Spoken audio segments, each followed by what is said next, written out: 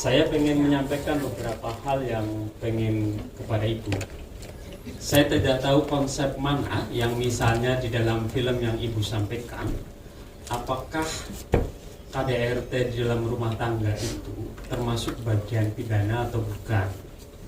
Nah, film-film yang tadi, drama-drama yang tadi Ibu Bapak sampaikan, itu kemudian menjadi pesan pada masyarakat kita sebenarnya. Di dalam keluarga, privat, kepentingan yang pribadi yang selalu tadi Bapak Ibu sampaikan di depan sini itu menjadi kenyataan yang ada di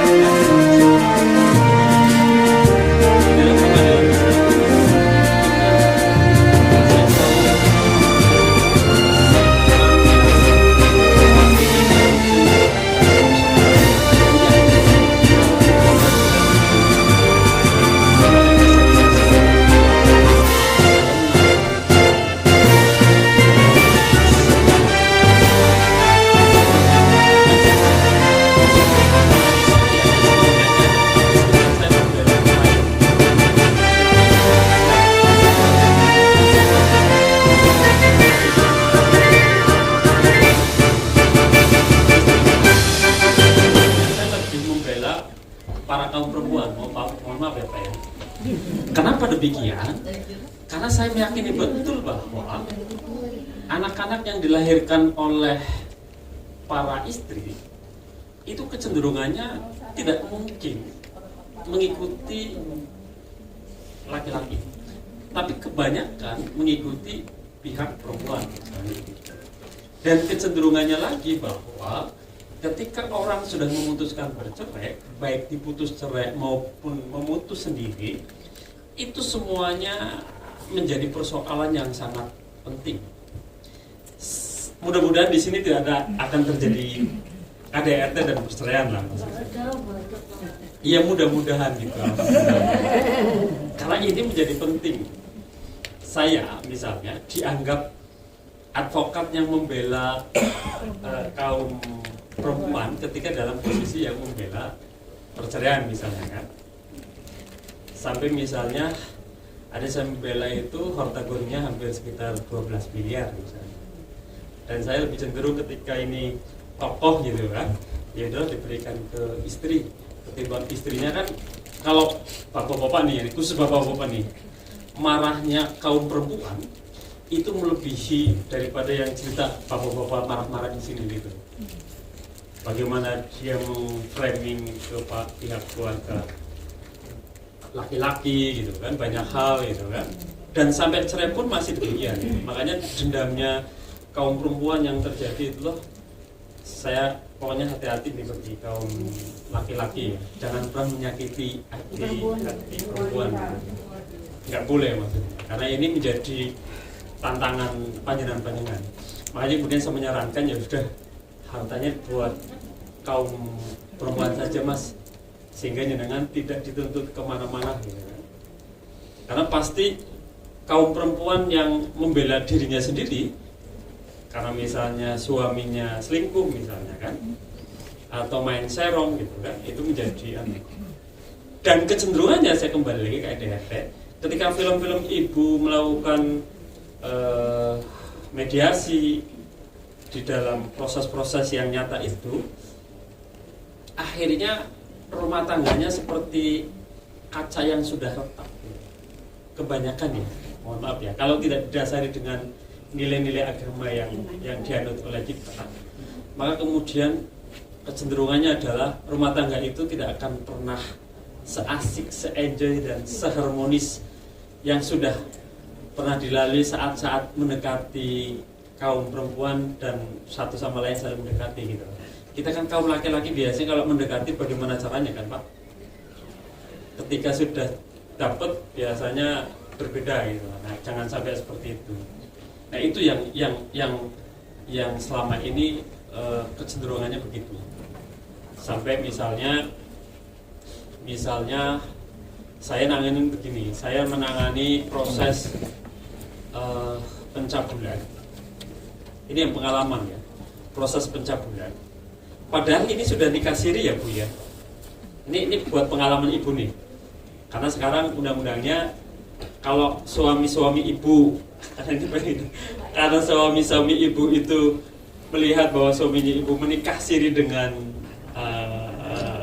perempuan lain, maka yang wajib bisa melaporkan itu satu ibu sendiri, yang bersangkutan, atau anaknya sendiri, atau orang tuanya.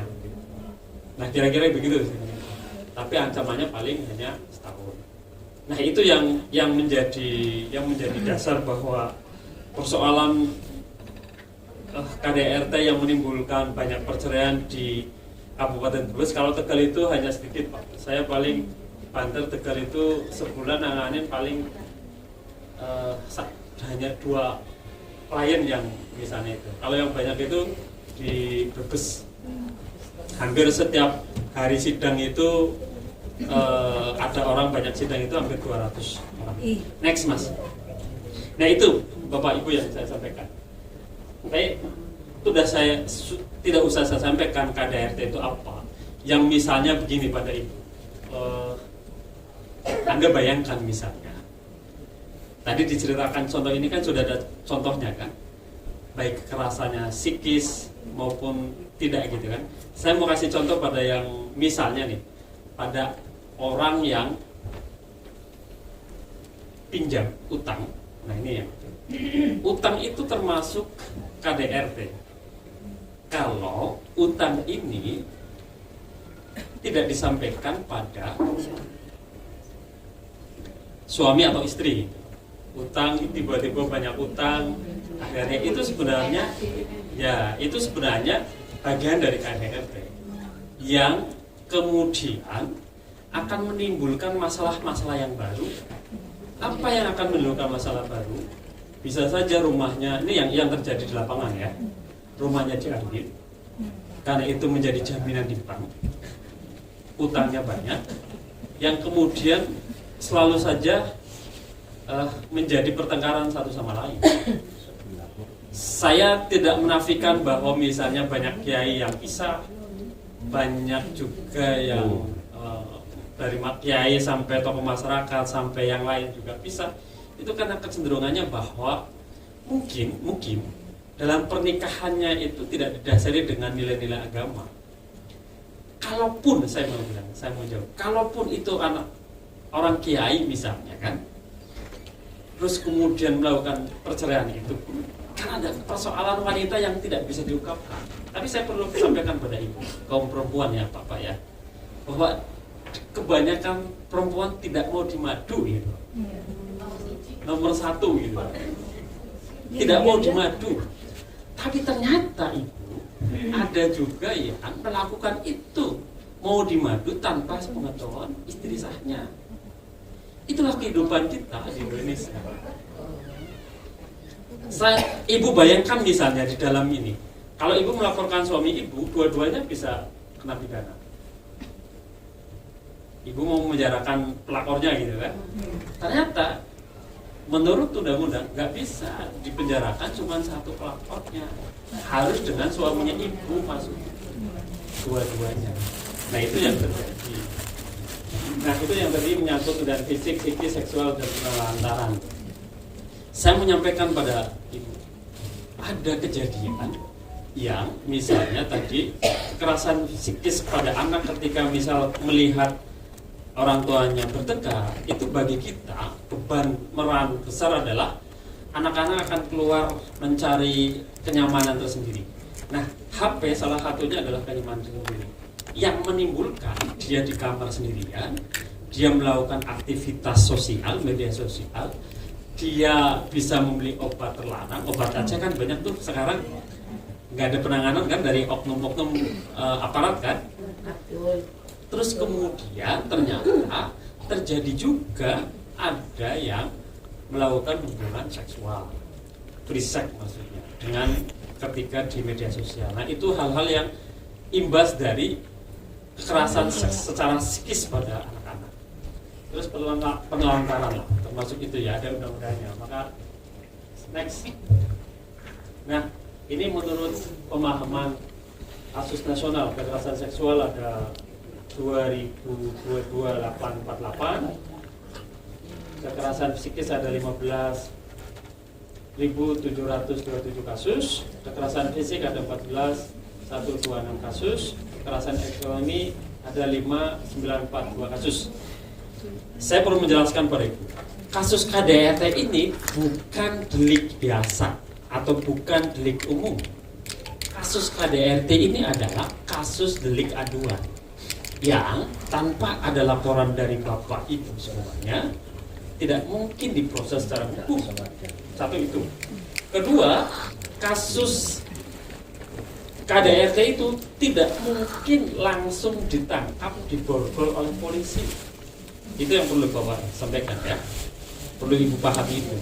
Tidak bisa langsung duduk yang tadi ada film itu tadi kan, langsung diambil itu tidak ada di dalam konsep nyata. Yang ada adalah harus proses. Kalau misal kebanyakan yang terjadi Bapak Ibu, kasus KDRT ini selesai pada tingkat kepolisian yang kemudian hanya dimediasi, sama-sama sepakat surat perjanjian, itu kebanyakan. Yang kemudian ini tidak tuntas, nanti akan terjadi persoalan lagi gitu, di dalam rumah tangga. Nah, ini buat bapak atau ibu yang ya, coba hampir baru-baru ini di Kabupaten Tegal Slawi itu kasus HIV itu hampir 1.300 ya Bu ya. Kan banyak banget ya. Makanya baik bapak-bapak yang mau jajan jangan jajan gitu kan. Jangan jajan. Nah, saya suka ngomongin bapak-bapak aja ya bapak. Next. Kekerasan fisik adalah tindakan yang mengakibatkan sakit fisik, luka. Ini harus kalau misalnya mau dilaporkan ke polisi harus divisum.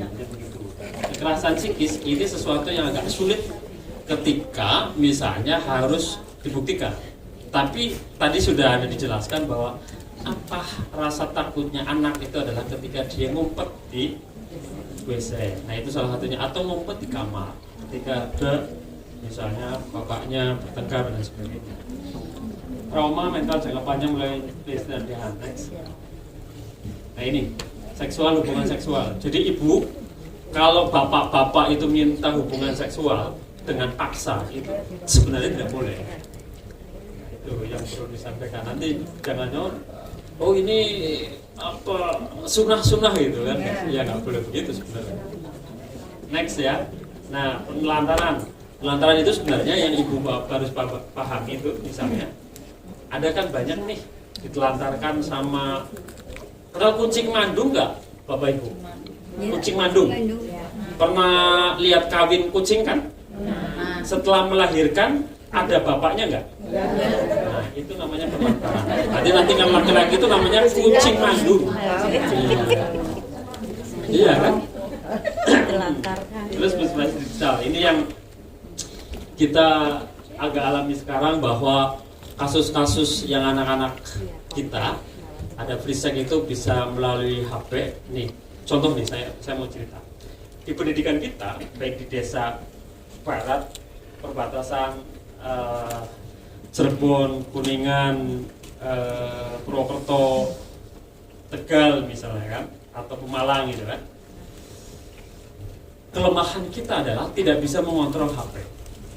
HP-nya misalnya saya diceritain sama anak guru, HP-nya film-film porno, janji-janji yang gitu kan. Nah, itu sudah sebegitunya HP itu. Makanya kemudian sebenarnya HP ini adalah musuh yang nyata, orang ketiga. Saya mau bilang gini, HP adalah orang asing yang tidak pernah salam di rumah kita, dia selonang-selonong, dan dia merusak, baik itu merusak rumah tangga kita, maupun merusak perkembangan anak itu. Apa ibu tahu ketika anak ibu masuk ke kamar kunci dengan HP? Nah, caranya bagaimana coba? Ibu itu harus terconnecting dengan HP-nya anak. Jadi bukan hanya klon itu anak sudah cerdas, ibu lebih cerdas dia daripada kita. Caranya bagaimana sebenarnya? HP-nya itu yang misalnya emailnya itu harus terconnecting dengan emailnya ibu. Nanti ibu akan tahu anak kita itu mendownload apa gitu maksudnya.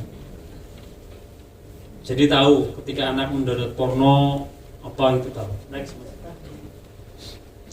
Nah, persoalannya adalah ini tingkat pendidikan mempengaruhi pola pikir dan cara mengelola konflik. Selalu misalnya kekerasan, lebih kekerasan gitu kan. Tekanan ekonomi, kesulitan finansial memicu stres yang sering dilupakan. Jadi film-filmnya sudah menyangkut semua lah. Budaya patriarki, relasi kuasa yang timpang di mana salah satu pihak merasa memiliki kontrol penuh, baik perempuan maupun laki-laki ya. Karena kebanyakan misalnya kontrol ekonomi itu kalau perempuannya lebih kaya, lebih karirnya lebih itu biasanya juga membuat psikisnya kaum suami tertekan itu banyak banget. Yang tadi sih ada contohnya kan. Next. Nah ini kekerasan berulang, muncul konflik skala kecil, pelecehan verbal dan komunikasi yang menurun tajam.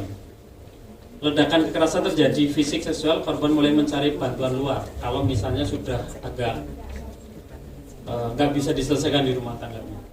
Nah, ketiga adalah pelaku menunjukkan penyesalan, meminta maaf dan berjanji akan berubah. Nah, ini yang akan jadi blok itu bahwa ini pasti akan berulang. Next. Nah, jaminan hak korban itu tadi perlindungan keamanan dari pihak berwajib, pelayanan kesehatan, bimbingan rohani, pendampingan badan hukum dan bekerja sosial, rahasia identitas dan hak atas restitusi. Hak atas restitusi itu adalah hak ganti untung lah biasanya. Kalau ibu misalnya dilakukan kekerasan sama suami atau pihak lain itu bisa melakukan itu. Next. Nah ini penegakan hukumnya melapor ke polisi sesuai domisili, penyidikan, penyidikan bukti, saksi, visum et repertum tadi ketika ada kekerasan fisik, perlindungan, penyediaan rumah aman. Nah di Indonesia nggak terlalu banyak, hanya 42 rumah aman. Vonis sanksi pidana penjara sesuai tingkat luka. Next. Nah, pasalnya tidak ada ya. Strategi pemutusan rantai, misalnya begini, edukasi sosial, meningkatkan kesadaran masyarakat terhadap isu KDRT. Kedua adalah kebijakan non penal, pendekatan pendidikan moral dan penguatan mental. Tiga, layanan terpadu, optimalisasi hotline, konseling dan shelter bantuan. Ini yang kemudian tidak dilakukan dan di kabupaten atau kota Tegal itu nggak ada. KDRT bukan sekedar masalah pribadi, tapi isu yang mendesak, kemanusiaan mendesak. Next. Nah, saya pengen ini, rumah harus menjadi tempat paling aman. Tapi sekarang saya mau bilang bahwa rumah tidak menjadi tempat aman gara-gara ada orang asing yang di tangan ibu tuh. Iya. Tidak jadi orang asing. Nah itu yang bukan tempat penyiksaan. Melalui penegakan hukum yang tegas dan sinergi masyarakat, kita bisa menciptakan ruang tanpa kekerasan. Saya sebenarnya pengen menyampaikan kepada Bapak Ibu, kalau misalnya ada kekerasan silakan hubungi, ada Komnas apa namanya? Posbakum silakan.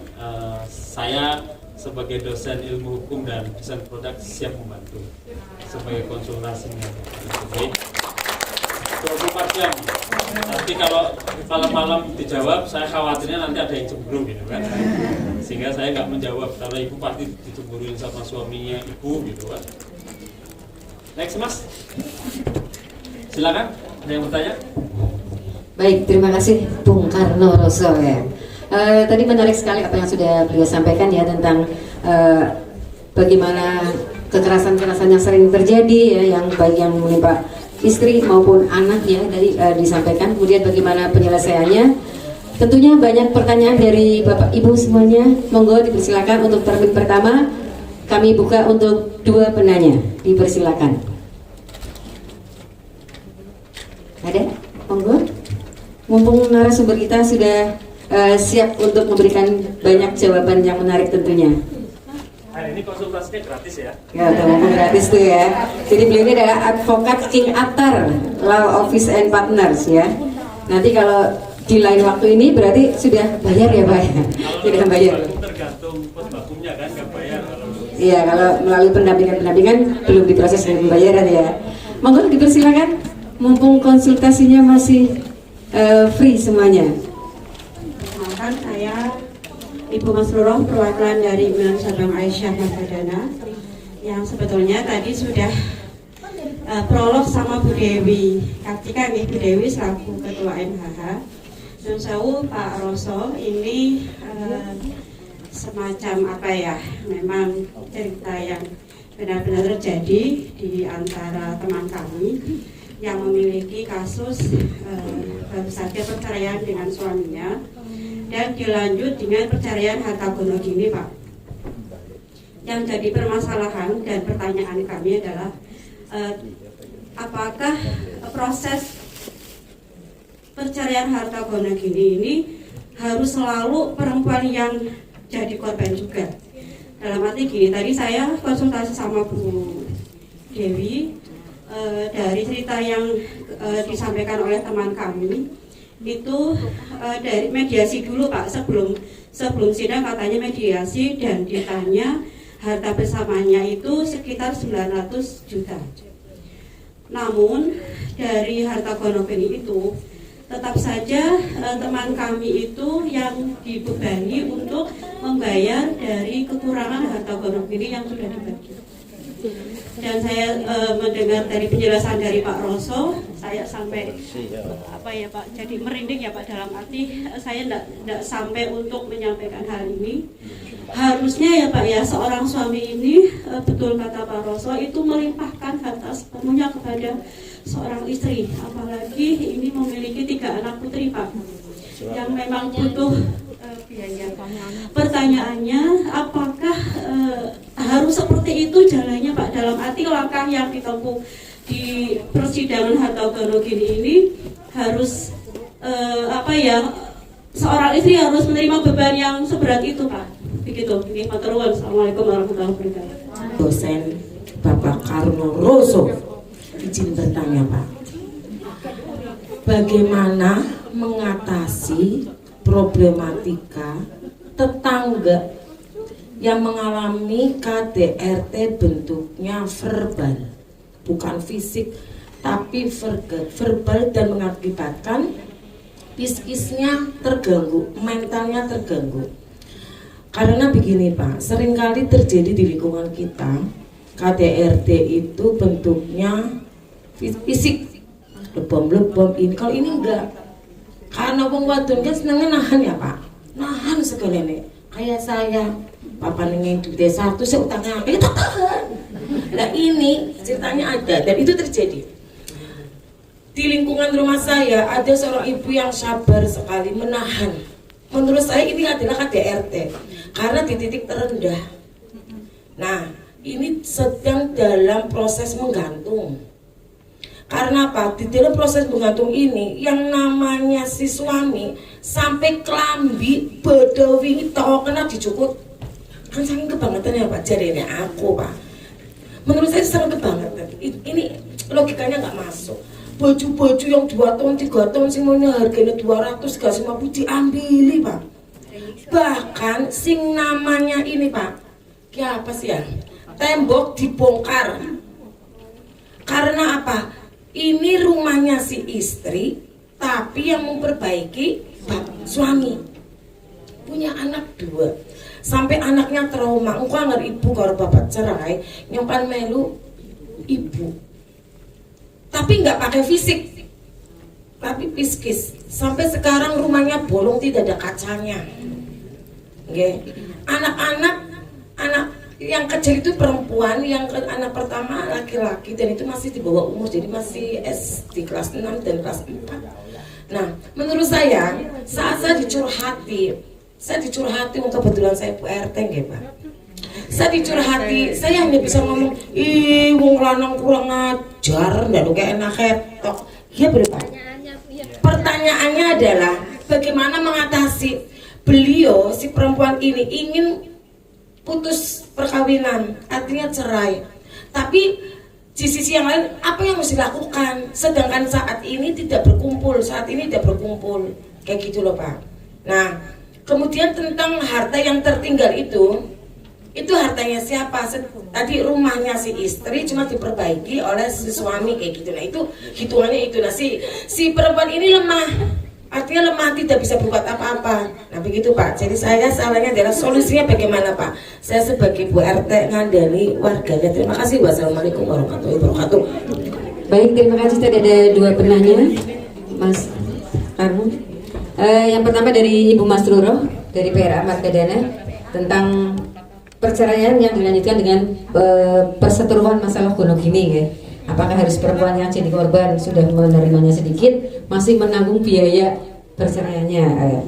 Kemudian yang kedua dari Bu Yuli Martoloyo, bagaimana mengatasi Bu Yuni Martoloyo, bagaimana mengatasi problematika KDRT verbal? Tadi ingin cerai tetapi tidak tahu harus berbuat apa. Monggo silakan. Kesalahan terbesar bagi kaum perempuan ketika sudah menikah dan ingin melanjutkan perceraian gonogini ataupun menuntut hak-haknya, mut'ah, iddah, mazyah dan hadonah, ini yang tidak dipahami oleh banyak kaum perempuan. Nah, saya perlu sampaikan begini, bahwa siapapun yang menggugat cerai, baik laki-laki maupun perempuan, boleh menggugat hak-haknya, baik itu hak mut'ah, iddah maupun hadonah.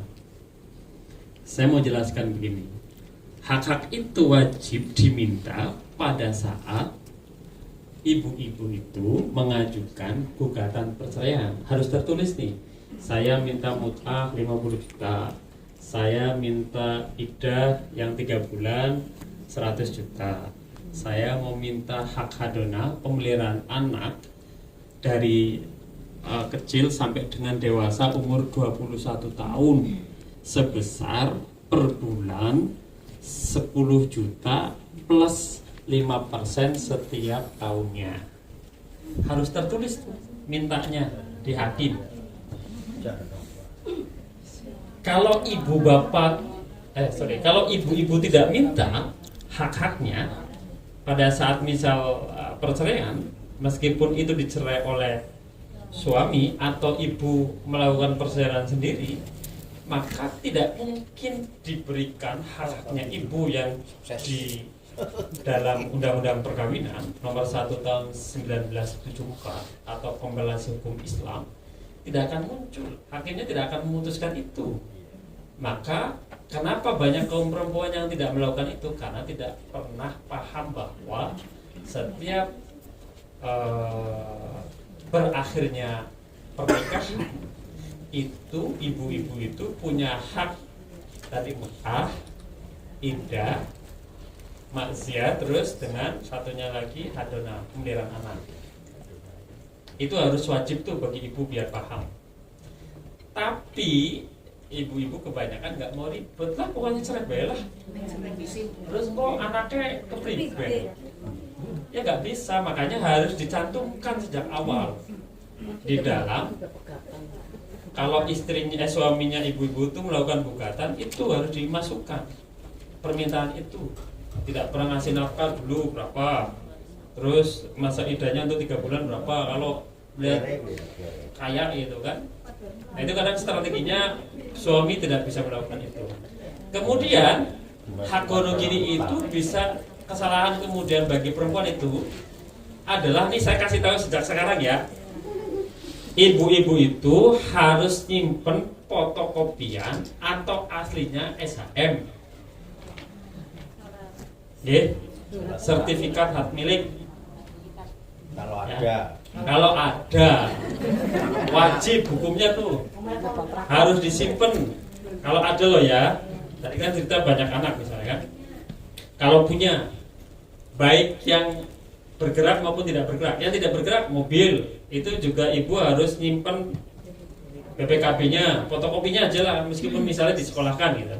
Nah kalau disekolahkan itu nggak bisa dituntut kalau gini ibu, harus diselunasin dulu gitu. Nggak boleh. Jadi semuanya kelemahannya ibu-ibu itu nggak nyimpen semua sertifikat dokumen harta bergerak maupun tidak bergerak.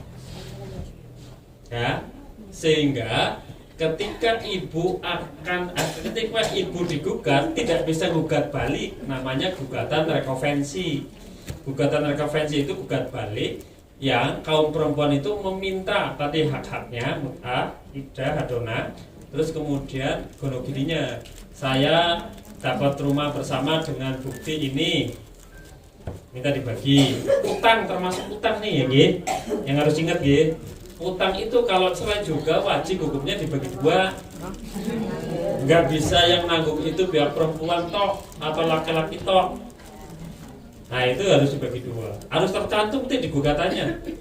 Yang tadi ibu cerita itu kemungkinan besar tidak pegang sertifikat itu, terus juga tidak memegang hak-hak lain, sehingga bingung harus menuntut apa gitu kan.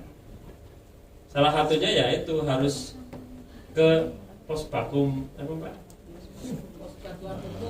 Posbakum namanya Pak Aisyah ya. Nah harus ke situ nanti paham gitu loh. Iya. Nah itu yang harus dilakukan. Kalau misalnya nih ya, ini udah cerai tadi yang ibu pertama. Kalau udah cerai, terus kemudian hartanya belum dibagi, ajukan sekarang. Tapi syaratnya harus ada bukti-buktinya. Kalau ibu ngajukan gonogini tidak ada buktinya, pasti kalah. Yang mau dibagi apa? Ke Pak Hakim, hanya Pak Hakim. Misalnya ibu punya harta rumah 5 gitu kan, punya sertifikat hanya 2, ibu cuma maju 5, sertifikatnya cuma 2, yang akan dibagi cuma 2 tok. Ya, caranya bagaimana yang 3 kalau SHM itu?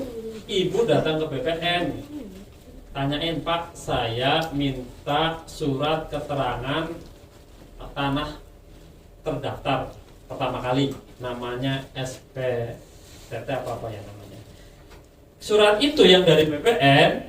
Kalau ibu nggak punya sertifikat, maka kemudian dari bukti itu bisa dilampirkan ke pengadilan. Nah itu bisa dibagi dua. Begitu ya. Jadi soal harta gonogini itu tidak boleh gegabah, harus punya surat-surat berharga baru bisa diteruskan. Lanjut dengan yang tadi pertanyaan Bu Mortaloyo ya. Ya kalau memang keluarganya itu tidak bisa didamaikan, tidak bisa diselesaikan baik-baik, terus pengen ada cerai, ya cerai saja. Ngapain rumah tangga dipertahankan kalau tidak itu kan? Caranya, kalau pengen gratis nih, saya kasih tahu juga ya Pak Ibu ya. Sebenarnya murah tuh ngurusin cerai. Kalau maju sendiri ya, bayarnya berapa? Paling 335.000. Daftar tok ya. Kalau lewat pengacara biasanya dari nilai nominal 10 juta sampai 40 juta. Tarif saya segitu, kira-kira begitulah. Enggak mahal sih, hanya soal diskusi saja maksudnya. Nah, ibu bayarnya cuma 350.000. Jujul selawewu lah, apa jujul 15.000. Daftar, di situ ada Posbakum juga. Kalau pengen itu ya datang ke Posbakum, bikinin surat gugatan gitu bisa. Satu itu. Nah, kalau tadi rumah yang ada dibangun, tanahnya milik suami istri, biasanya begitu kebanyakan nih. Milik mertua sih, yang bangun ada suami. Suami akan menggugat, nih saya sedang dialami nih ya.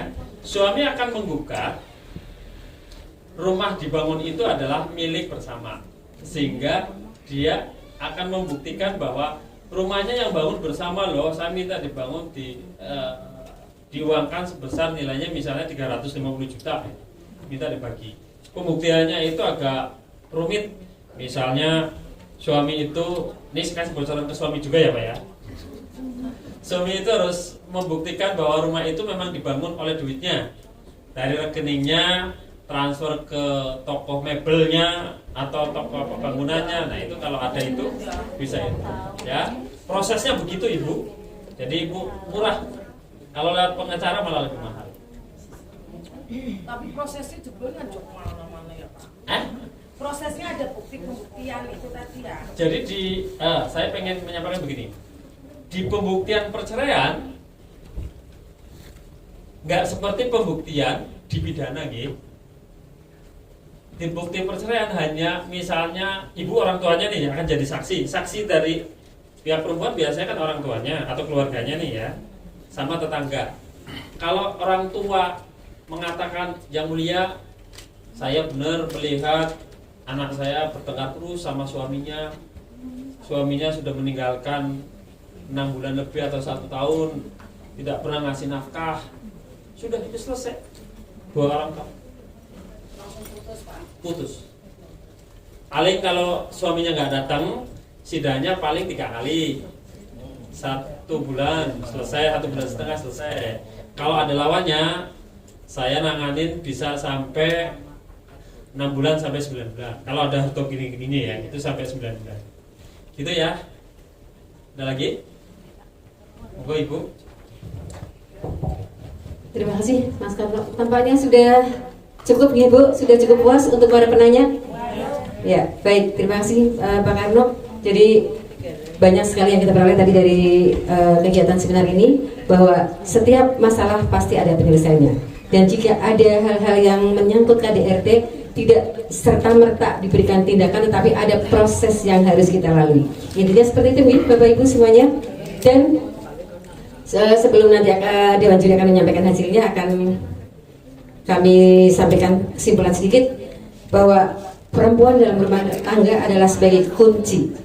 Jadi kita sebagai ibu-ibu Aisyah hendaklah menjaga sesuatunya agar rumah tangga tetap sakinah, mawadah, warahmah. Satu pantun penutup dari saya. Sore hari pergi beli sate, diberi kecap dengan sambal tomat. Jika terjadi KDRT, selesaikan dengan penuh martabat. Terima kasih. Terima kasih sekali Bapak narasumber kita Pak Karno Rosso. Mudah-mudahan di lain kesempatan kita masih bisa berjumpa kembali dan banyak menimba ilmu dari beliau. Terima kasih dan sehari billahi taufiq wal hidayah. Wassalamualaikum warahmatullahi wabarakatuh.